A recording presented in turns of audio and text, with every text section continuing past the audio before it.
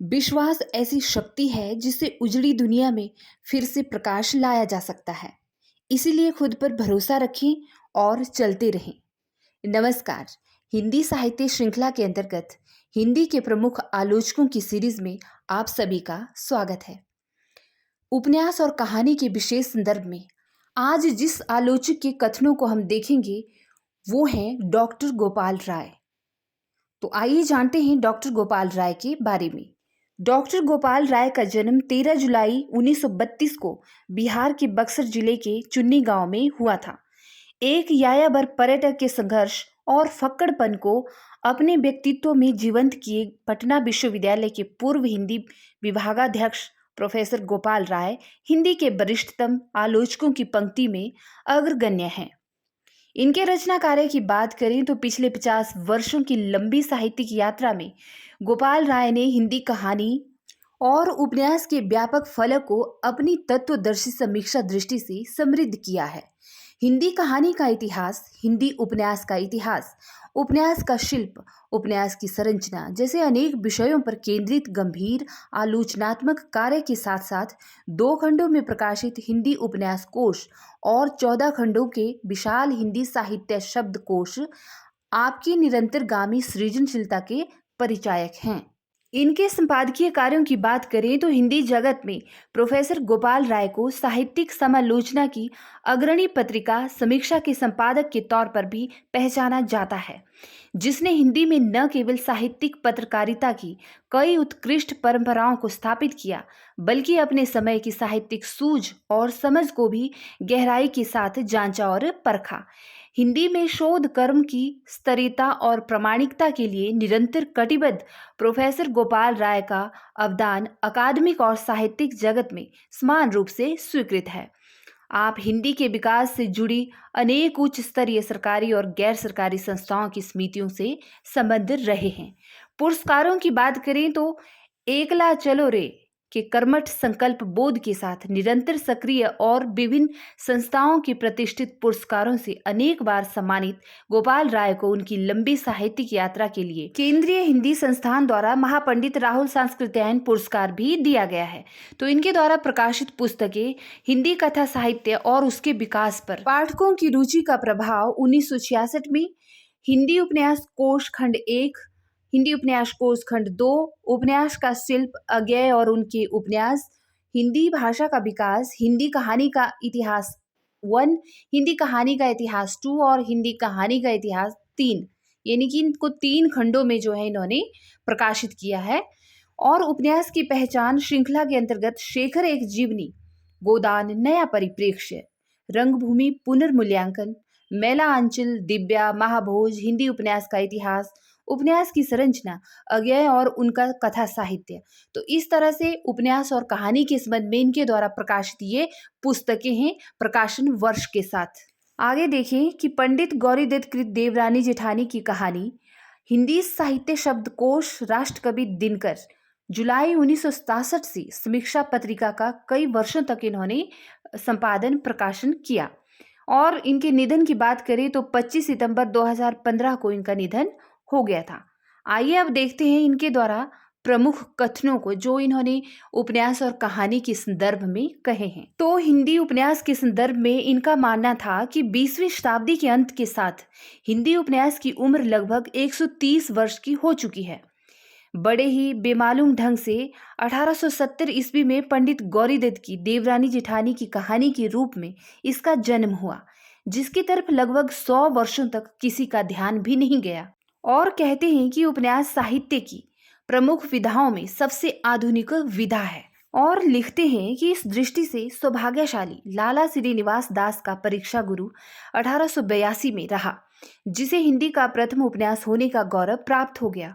और आज भी इस लकीर को पीटने वालों की कोई कमी नहीं है। यानी कि ज्यादातर विद्वानों का मानना है कि परीक्षा गुरु ही हिंदी का प्रथम उपन्यास है।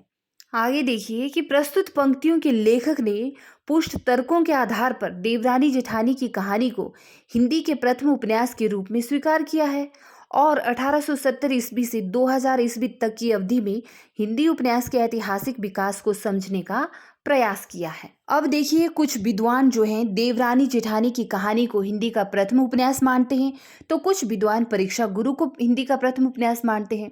तो यहाँ पर इन उपन्यासों के संबंध में यह अपने विचार रख रहे हैं। आगे देखते हैं। रानी केतकी की कहानी मध्यकालीन प्रेमाख्यानों की ढंग की गद्य कथा है।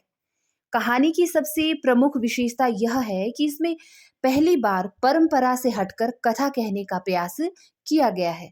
कथाकार ने पुराने आख्यान लेखकों की तरह किसी राजा, सेठ, सामंत या शूरवीर की कथा न कहकर साधारण मध्यवर्गीय वैश्य परिवार की देवरानी जेठानी की कहानी कही है।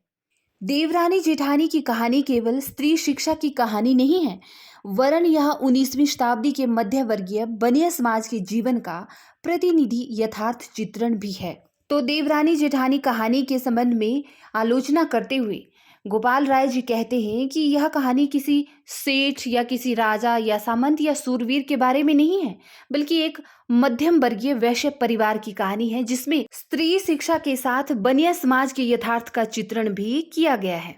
गोपाल राय ने लिखा है कि प्रेमचंद ने समकालीन मध्य वर्गीय समाज को, जो अनेक प्रकार के अंतर विरोधों, तर्कहीन सामाजिक मान्यताओं की तथा परंपरागत रूढ़ नैतिक धारणाओं से ग्रस्त था, आलोचनात्मक दृष्टि से देखा है, उसका अध्ययन विश्लेषण किया है तथा उसे अपने कथा संसार के माध्यम से प्रस्तुत किया है। आगे सेवा सदन के संबंध में लिखते हैं कि प्रेमचंद ने पहली बार पति से विद्रोह करने वाली और प्रतिक्रिया में वैश्यावृत्ति अपना लेने वाली स्त्री के प्रति सहानुभूति व्यक्त की है कि सुमन को कोई जबरदस्ती वैश्य नहीं बनाता, वह स्वयं वैश्यावृत्ति अपनाती है।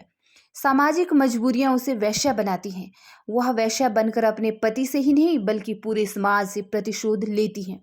वैश्य के रूप में भी सुमन सदन को अपने प्रेम जाल में फंसने से रोककर अपने सामाजिक विवेक का परिचय देती हैं। यह भी उसका समाज की मुख पर एक तमाचा ही है। आगे गोपाल राय जी लिखते हैं कि प्रेमचंद के नारी पात्र अपनी सामाजिक स्थिति के प्रति बेचैन तो हैं, पर वे विद्रोह की दिशा में बहुत दूर तक नहीं जा पाते। वस्तुतः प्रेमचंद अपनी नारी विषयक विजन में अंतर्विरोध के शिकार हैं। शेखर एक जीवनी को प्रायः मनोवैज्ञानिक उपन्यास की संज्ञा दी गई है, पर यह उस ढंग का मनोवैज्ञानिक उपन्यास नहीं है जैसे कि Dorothy Richardson, Marcel Proust, Virginia Woolf या जेम्स जॉयस के उपन्यास हैं। इसका कोई भी पात्र असामान्य मानसिकता से ग्रसित नहीं है। मनोवैज्ञानिक शब्दावली में मनोविश्लेषण शेखर एक जीवनी का उद्देश्य नहीं है। शेखर असाधारण जरूर है, पर उसकी मनोदशा असामान्य मनोविज्ञान के अध्ययन की वस्तु नहीं है। शेखर एक जीवनी के प्रौढ़ पात्र भी पूरी विश्वसनीयता के साथ उभरे हैं, क्योंकि ये उपन्यासकार के निजी और प्रामाणिक अनुभव की उपज है। इस प्रकार अज्ञेय ने उपन्यास को मानव चरित्र का चित्र बनाने की प्रेमचंद की अपेक्षा को पूर्णतः पूरा कर दिया है। इसी संबंध में आगे लिखते हैं कि शेखर एक जनमना विद्रोही पात्र है, जिसके मन के विकास का अध्ययन उपन्यासकार का अभिप्रेत है। यह मानवता के संचित अनुभवों के प्रकाश में एक क्रांतिकारी पात्र द्वारा स्वयं को पहचानने की कोशिश है। यह चेतना प्रवाह को शब्दबद्ध करने का प्रयास नहीं, वरन स्मृतियों के प्रलेखन, अतीत के पुनर्भोग और स्वतंत्रता की तलाश में भटकते हुए एक असाधारण पात्र की बेचैनी का आलेख है। शेखर एक जीवनी में औपन्यासिक भाषा को भी उत्सर्ग की एक मंजिल प्राप्त हुई सर्जनात्मक भाषा के उत्कर्ष पर पहुंचाने का काम किया गया है। अज्ञेय ने पहली बार शेखर एक जीवनी में काल की रेखिक या ऐतिहासिक गति को तोड़ा है और पात्रों के बाह्य या मानसिक व्यापार को सुपरिचित समयानुक्रम से बिछिनकर ताश के फेंट दिए गए पत्तों की तरह या टूटी हुई माला के बेतरकीब मनकों के रूप में प्रस्तुत किया है। प्रेमचंद और जिनेंद्र के बाद अज्ञेय ने ही हिंदी भाषा को एक साथ परिनिष्ठित और सर्जनात्मक भाषा के उत्कर्ष पर पहुंचाने का काम किया है। तो देखिए, आप समझ रहे होंगे कथनों के माध्यम से कि गोपाल राय जी ने अज्ञेय को, प्रेमचंद को, जिनेंद्र कुमार को, जो कहानीकार हैं, उनको किस तरह से उन सभी का मूल्यांकन यहाँ पर किया है आलोचनात्मक तरीके से। कहते हैं कि अज्ञेय की संस्कृत निष्ठ पर स्वाभाविक और प्रौढ़ भाषा हिंदी गद्य को उत्कर्ष पर पहुंचाती है। वह परिवेश और पात्रों के रूपाकार के अंकन में जितनी समर्थ है, उससे भी अधिक पात्रों की संवेदना और चिंतन मूर्त करने में मनोवैज्ञानिक उपन्यास की भाषा कविता की भाषा के बहुत निकट पहुंचती हुई एक जीवनी की भाषा अनेकत्र इसे प्रमाणित करती है। मौन की भाषा, जो कि एक उल्लेखनीय विशेषता मानी जाती है, शीघ्र एक जीवनी में बहुत सफलता के साथ प्रयुक्त हुई है। बाण भट्ट की आत्मकथा इस उपन्यास के बारे में गोपाल राय जी लिखते हैं कि इस उपन्यास ने सबसे पहले अपने शिल्प से पाठकों को चौंकाया और आकर्षित किया। यद्यपि राहुल जी भी सिंह सेनापति में इस शिल्प का प्रयोग कर चुके थे। राहुल जी अर्थात राहुल सांकृत्यायन, पर बाण भट्ट की आत्मकथा के शीर्षक में जो चमत्कार और अनोखापन है वह सिंह सेनापति में नहीं पाया जाता। इसी संबंध में आगे लिखते हैं कि सजग पाठक को इस सच्चाई को जानने में देर नहीं लगती कि मिस कैथराइन उपन्यास की एक पात्र हैं जिसकी कथा के माध्यम से उपन्यासकार की प्रेम संवेदना अभिव्यक्त हुई है। वस्तुतः मिस कैथराइन ही बाण भट्ट की आत्मकथा की चंद्रदिधति या भट्टिनी है और बाण भट्ट की प्रेम संवेदना स्वयं उपन्यासकार की ही प्रेम संवेदना है जिसे कथा संसार का रूप देने वाली मिस कैथराइन बताया गया है। बाण भट्ट की आत्मकथा का कथा संसार इतिहास पर आधारित है, पर उसमें इतिहास बहुत कम और कल्पना तथा लोक श्रुति से प्राप्त प्रसंगों का बाहुल्य अधिक है। तो गोपाल राय जी का कहना है कि बाण भट्ट की आत्मकथा में लोक श्रुति और कल्पना का अधिक सहारा लिया गया है, जबकि इसमें ऐतिहासिक तथ्य जो हैं कम हैं। आगे अमृतलाल नागर जी के ऐतिहासिक उपन्यासों के संबंध में गोपाल राय जी लिखते हैं कि नागर जी के ऐतिहासिक उपन्यासों में मानस का हंस का स्थान शीर्षस्थ है। गोस्वामी तुलसीदास जी की जीवनी और व्यक्तित्व को आधार बनाकर उपन्यास लिखना एक ऐसा दुस्साध्य सृजन कर्म था जिसे सफलतापूर्वक संपन्न कर नागर जी ने अनायास ही हिंदी उपन्यास साहित्य में अपना विशिष्ट स्थान बनाया है। आगे लिखते हैं कि यह काम दुस्साध्य इसीलिए था कि एक और तो गोस्वामी तुलसीदास जी की कोई प्रामाणिक जीवनी उपलब्ध नहीं है और दूसरी ओर उनके जैसे भक्त और महाकवि से तादाम्य स्थापित करना, उनकी काया में प्रवेश कर उनकी आत्मा के ऊंचे से बोलना और किसी साधारण प्रतिभा के बूते की बात न थी। गोपाल राय जी ने ऐसा इसीलिए कहा है कि महाकवि तुलसीदास जी के बारे में लिखना कोई साधारण बात नहीं है, इसके लिए बहुत साहस चाहिए, जो कि अमृतलाल नागर जी के पास था। आगे लिखते हैं कि अमृतलाल नागर ने इस उपन्यास में अपनी प्रतिभा, अनुभूति, सामर्थ्य और शिल्प कौशल से इन दोनों ही समस्याओं पर विजय प्राप्त की है। इतिहास और चमत्कारपूर्ण किंवदंतियों से बचते हुए नागर जी ने परंपरा की रचनाओं में उपलब्ध संकेतों के आधार पर तुलसीदास का व्यक्तित्व पढ़ने का प्रयास किया है। उपन्यास में तुलसी के जन्म से लेकर उनकी मृत्यु तक का जो जीवन चरित्र प्रस्तुत हुआ है वह इतना सजीव, तर्कसंगत और सुसंबद्ध है कि कदाचित ऐतिहासिक तथ्य न होते हुए भी यह पूर्णतः यथार्थ बन गया है। अर्थात अमृतलाल नागर जी ने इसको बड़े ही सुरुचिपूर्ण ढंग से लिखा है। इस जीवन चरित्र में मोहिनी प्रसंग विवादास्पद होते हुए भी तुलसी के चरित्र को बहुत ऊंचाई पर पहुंचा देता है। मोहिनी प्रसंग मानस का हंस का एक अत्यंत मार्मिक प्रसंग है जिसमें तुलसी का अपनी ही कमजोरियों से संघर्ष उनको उदात्त और मार्मिक बनाता है। तुलसी के भक्त रूप को प्रतिष्ठित करने के लिए उपन्यासकार ने उनकी भक्ति भावना और भक्ति विरोधी सभी तत्वों, काम, अर्थ, यश, मोह और अहंता के बीच संघर्ष और उन पर भक्ति के विजय का चित्रण किया है। इस चित्रण में मनोवैज्ञानिक अंतर्दृष्टि का गंभीर परिचय मिलता है। तुलसी का कवि भी राम भक्ति के प्रति ही समर्पित है और वह अपने स्वतंत्र अस्तित्व के लिए सदा संघर्ष करते रहने पर भी अंततः अपने को राम भक्ति में ही लय कर देता है। तुलसी के इस रूप का नागर जी ने अभूतपूर्व तल्लीनता और सफलता के साथ चित्रण किया है। मानस का हंस गोस्वामी तुलसीदास की कल्पित किंतु यथार्थ जीवनी ही नहीं बल्कि अपने समय का सांस्कृतिक इतिहास भी है। इसके कथा संसार में यद्यपि राजनीतिक घटनाएं भी अनुस्यूत हैं, पर उपन्यासकार का उद्देश्य उनके माध्यम से सांस्कृतिक परिवेश को सजीव बनाना ही है। काशी का सांस्कृतिक परिवेश तो उपन्यास में इतना सजीव है कि उपन्यासकार की सर्जनात्मक प्रतिभा का कायल होना पड़ता है। कट्टर ब्राह्मणवादी व्यवस्था से तुलसी का संघर्ष तत्कालीन सांस्कृतिक परिवेश के द्वंद्वात्मक रूप को सामने लाता है। आलोचक गोपाल राय जी लिखते हैं कि सामाजिक विडंबनाओं के विरुद्ध तुलसी का व्यक्तिगत प्रतिरोध तथा विदेशी शासन के अत्याचारों का सामना करने के लिए जनता को सजग और शक्तिशाली बनाने की तुलसीदास जी की जो योजना है, उपन्यासकार की मौलिक उपलब्धि है। आगे के कथन सच्चिदानंद, हीरानंद, वात्स्यायन, अज्ञेय और फणीश्वर नाथ रेणु के संबंध में देखिए कि अज्ञेय ने रेणु के उपन्यासों में एक अखंड मानवीय विश्वास की चिंगारी सुलगती देखी है। मैला आंचल में यह चिंगारी डॉक्टर प्रशांत के मेरीगंज में ही रहकर प्यार की खेती करने के संकल्प तथा विश्वनाथ प्रसाद द्वारा अपनी जमीन का एक हिस्सा मेरीगंज के भूमिहीन किसानों में बांट देने के निश्चय में दिखाई देती है। यह चिंगारी प्रकृतितः प्रेमचंद के आदर्शवाद से बहुत भिन्न नहीं है। विश्वनाथ प्रसाद का भूमि वितरण तो लगभग प्रेमचंद के प्रेमाश्रम के समान ही है। यह भी एक आरोपित यथार्थ है कि जिसके पीछे कोई वैज्ञानिक विचारधारा नहीं है। इसे करुणा की अंतः सलीला कहकर गौरवान्वित करने की कोई सार्थकता नहीं है। विश्वनाथ प्रसाद के हृदय परिवर्तन में करुणा के स्थान पर दया का भाव अधिक है और गहराई में जाने पर वह एक तरह की चालाकी ही प्रतीत होती है। डॉक्टर प्रशांत के व्यक्तित्व में करुणा की यह अंतःसलीला है, पर इस प्रकार की करुणा तब तक कारगर नहीं होती जब तक अन्यायी पक्ष के प्रति आक्रोश या घृणा का भाव न हो। डॉक्टर प्रशांत में इस प्रकार का कोई आक्रोश है ही नहीं, अतः संदेह होता है कि उसका प्यार की खेती का संकल्प व्यवहारिक रूप में सफल होगा भी या नहीं। मैला आंचल की एक उल्लेखनीय विशेषता इसका वैविध्यपूर्ण कथा संसार है। इसमें लगभग 300 पात्र हैं। इनमें 165 पात्र तो मेरीगंज गांव के ही हैं। शेष पात्र मेरीगंज के बाहर के हैं, जो मेरीगंज की जिंदगी को अपने आसपास अथवा पूरे देश की जिंदगी से जोड़ते हैं। गोपाल राय जी लिखते हैं कि मैला आंचल में एक भी पात्र ऐसा नहीं है जिसे केंद्रीय कहा जा सके। नायक कहा जाने लायक पात्र तो इसमें कोई है ही नहीं।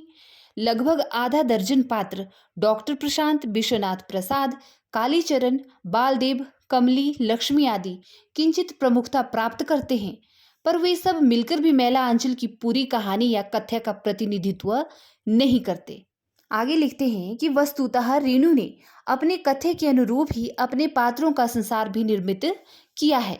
चूंकि मेरीगंज इस संसार के केंद्र में है, अतः इसके आधे से अधिक पात्र या तो मेरीगंज के निवासी हैं या मेरीगंज उनका प्रमुख कार्य क्षेत्र है। एक पिछड़े अंचल को उसकी समग्रता में प्रस्तुत करने के लिए पात्रों में जितना अधिक वैविध्य लाया जा सकता है, उतने की कोशिश रेणु जी ने की है। मेरीगंज जातियों के आधार पर अनेक टोलों में बंटा हुआ है। इनमें से कुछ टोले तो पिछड़ी जातियों के हैं, जिनके लोग निहायत गरीब और अशिक्षित, अंधविश्वासी और बौद्धिक दृष्टि से पिछड़े हुए हैं।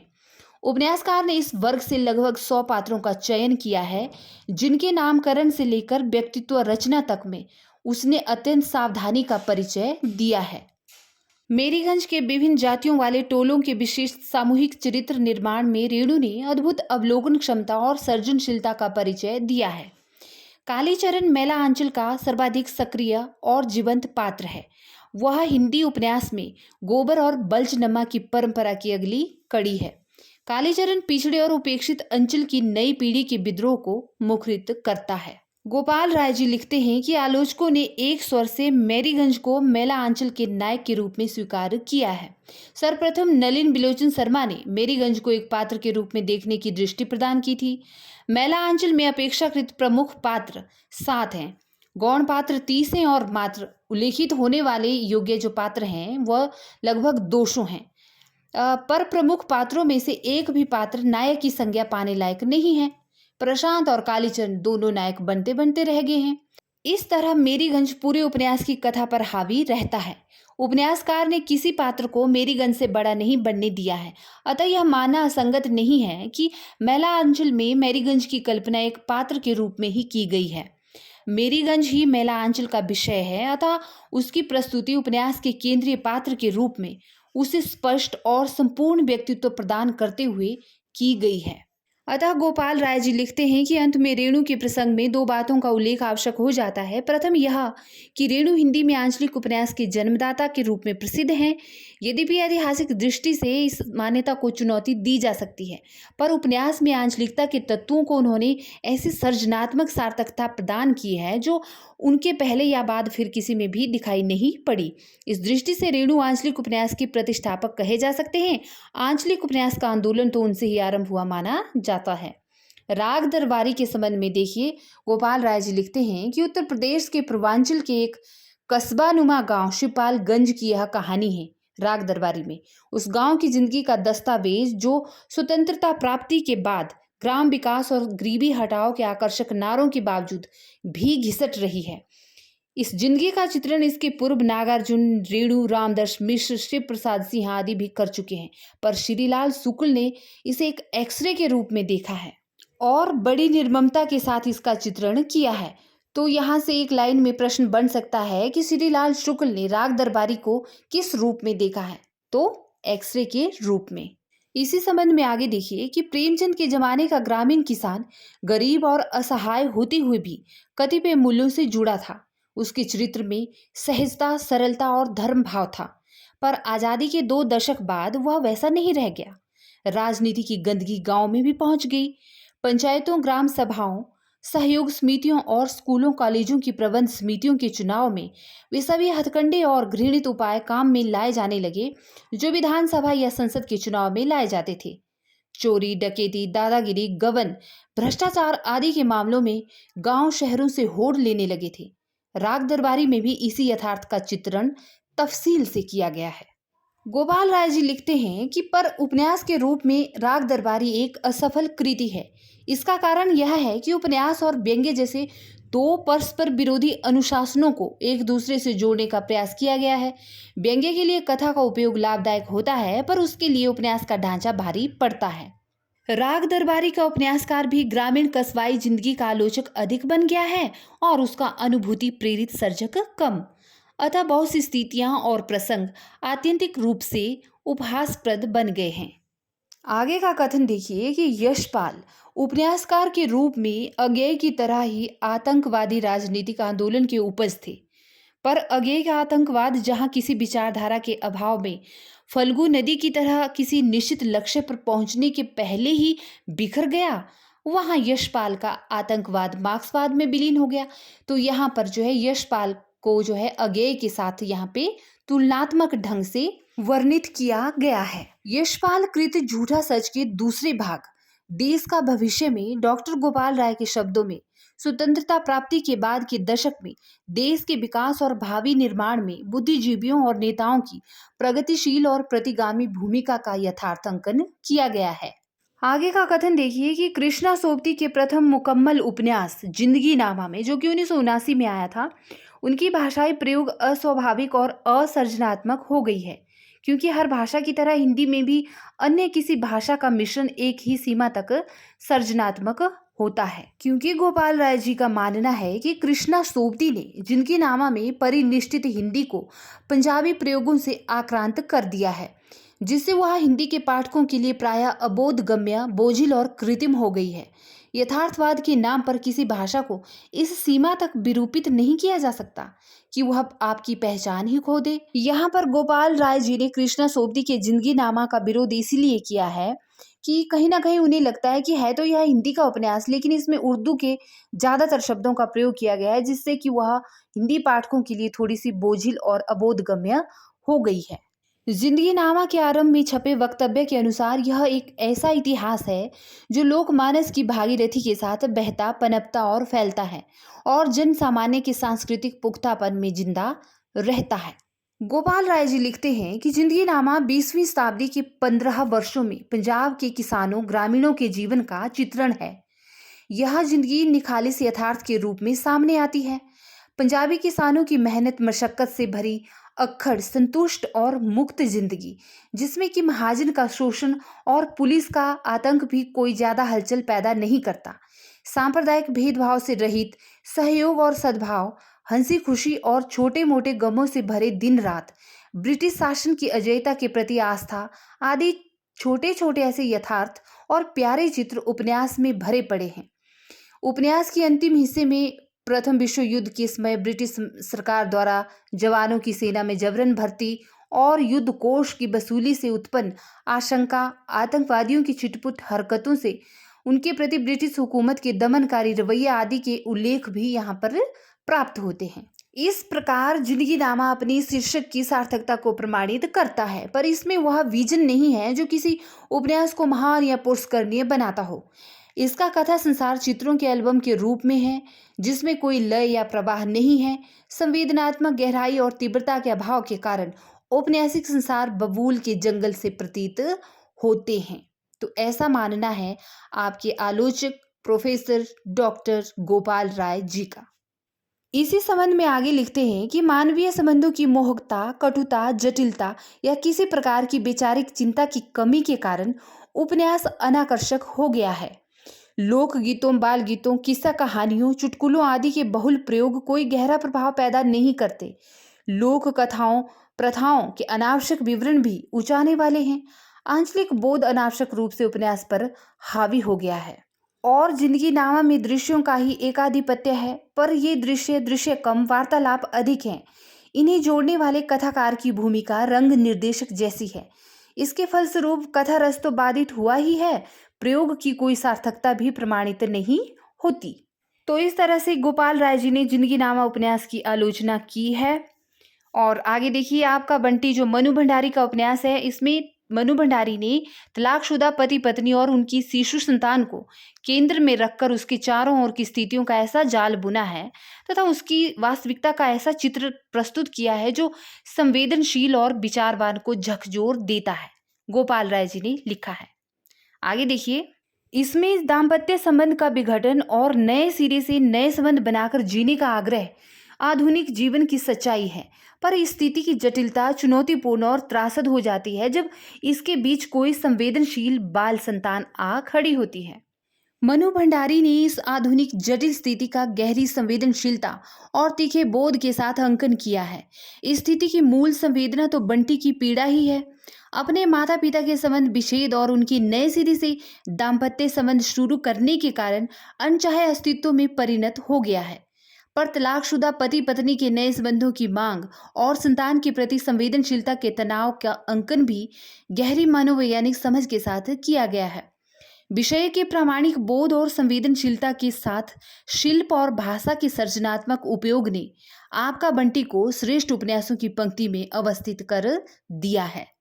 नरेटर तथा बंटी, शकुन आदि पात्रों के अवलोकन बिंदुओं का मिश्रण और स्थानांतरण, विशेषकर बंटी की संवेदना से उसके आसपास की स्थितियों को देखना, महसूस करना पाठक के लिए बड़ा ही मर्मस्पर्शी अनुभव है।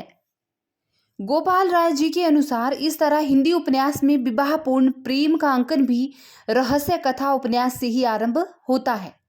नूतन ब्रह्मचारी उपन्यास का पूरा नाम नूतन ब्रह्मचारी एक सहृदय के हृदय का विकास है। इसमें विनायक राव नाम का बालक केंद्रीय पात्र है जो नूतन ब्रह्मचारी और सहृदय है। इसके चरित्र का विकास प्रस्तुत करना ही उपन्यास का लक्ष्य है। गोपाल राय के अनुसार नूतन ब्रह्मचारी की कथा तब की है जब भारत पर अंग्रेजों का एक छत्र राज नहीं था। उस समय पिंडारी लूटपाट करते थे। इस उपन्यास में ब्रह्मचारी विनायक के सद्व्यवहार के माध्यम से डाकुओं का हृदय परिवर्तन दिखाया गया है। नूतन ब्रह्मचारी की ऐतिहासिक कथा वस्तु के आधार पर डॉक्टर गोपाल राय ने बालकृष्ण भट्ट को प्रथम ऐतिहासिक उपन्यासकार माना है। आगे का कथन गोपाल राय के अनुसार राधा कृष्ण दास द्वारा रचित निसहाय हिंदू हिंदी का पहला ऐसा उपन्यास है जिसमें मुस्लिम समाज का अंकन हुआ है। वह गोवध निवारण हेतु लिखा गया उपन्यास है। चंद्रकांता उपन्यास के संबंध में देखिए कि चंद्रकांता का प्रकाशन हिंदी उपन्यास के इतिहास में एक ऐसी घटना है जिसने उपन्यास के स्वरूप में अभूतपूर्व परिवर्तन ला दिया, मानो एक पहाड़ी नदी मैदान में उतर आई हो। इसी तरह भिखारिणी उपन्यास के बारे में इनकी राय है कि उपन्यास में जाति भावना की द्वंद्व में प्रेम की पराजय और त्रासदी का चित्रण हुआ है। आगे निरुपमा उपन्यास के संबंध में लिखते हैं कि निराला ने अपने समय के आर्थिक एवं वैचारिक रूप से पिछड़े रूढ़िगत संस्कारों में जकड़े ग्रामीण समाज का बड़ा ही तलख चित्रण किया है निरुपमा उपन्यास में। गोपाल राय के अनुसार हृदय की परख उपन्यास में विवाह पूर्व प्रेम और फलस्वरूप माता पिता बन जाने वाले प्रेमियों तथा अवैध संतान की समस्याओं का चित्रण किया गया है। वैशाली की नगरवधू उपन्यास के संबंध में लिखते हैं ये कि बौद्ध साहित्य की सुप्रसिद्ध पात्र अम्बपाली के चरित्र को केंद्र में उस काल की ब्राह्मण, बौद्ध और जैन संस्कृतियों के मध्य टकराव तथा मगध, काशी, कौशल और गणराज्य वैशाली के राजनीतिक संबंधों का अंकन हुआ है वैशाली की नगरवधू उपन्यास में। आगे का प्रमुख कथन है कि इलाचंद्र जोशी को हिंदी में मनोवैज्ञानिक उपन्यास का पुरुषकर्ता माना जा सकता है। यूं तो जिनेंद्र कुमार ने उपन्यास की सामाजिक प्रश्नों की तुलना में मनोवैज्ञानिक स्थितियों का अधिक महत्व देने की पहल की है, पर शुद्ध मनोवैज्ञानिक समस्याओं को केंद्र में रखकर उपन्यास लिखने की पहली कोशिश जोशी ने ही की थी। डॉक्टर गोपाल राय के अनुसार इसमें विश्वविद्यालय परिसर की पृष्ठभूमि में एक असफल वैवाहिक जीवन और मध्यवर्गीय सामाजिक जीवन मूल्यों के दबाव में प्रेम के बाद अंत का चित्रण हुआ है। आगे का कथन देखिए। डॉक्टर गोपाल राय ने बूंद और समुद्र उपन्यास को महाकाव्यात्मक आयाम का उपन्यास कहा है। डॉक्टर गोपाल राय ने लिखा है कि व्यक्ति के आंतरिक जीवन, मानसिक द्वंद्व, मूल्य विषयक संघर्ष आदि को अधिक गहराई और सृजनात्मकता के साथ उपन्यास का विषय बनाने का श्रेय जिनेंद्र कुमार को ही जाता है।